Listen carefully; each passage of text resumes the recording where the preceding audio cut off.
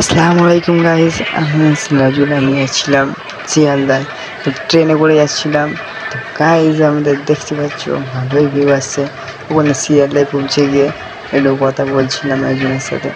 এবার ফোনেতে আমার ওয়াইফ ফোন করেছিল, তারপরে কিছুটা খিদে লেগেছিলো, একটা বাজতে যায়, তো কিছু খেয়ে নিলাম চানা।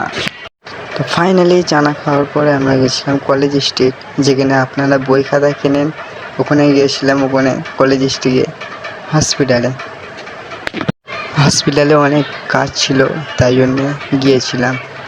তো একা গিয়েছিলাম, তুমি তো দেখাই পাচ্ছ আমি একা কলকাতা অনেক ঘুরে নিই। আমি একা থাকলে পুরো ফুল কনফিডেন্সে অনেক ঘুরে নিই।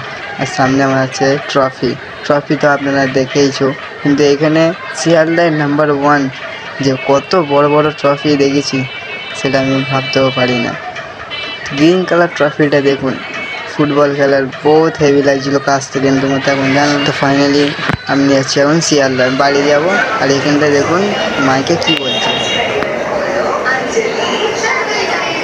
अरे यार तुम ये क्या कर रहे हो? यहाँ वीडियो बनाना अलाउड नहीं है।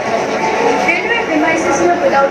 তো আপনারা শুনেই নিয়েছেন যে শিয়ালদায় ভিডিও করা যাবে না। তো আমরা বজবজ ট্রেনে উঠে পড়েছি। ফাইনালি উঠে যাওয়ার পরে আপনি শিয়ালদা থেকে আস্তে আস্তে মানে ট্রেন ছাড়ে, তো আপনারা জানোই।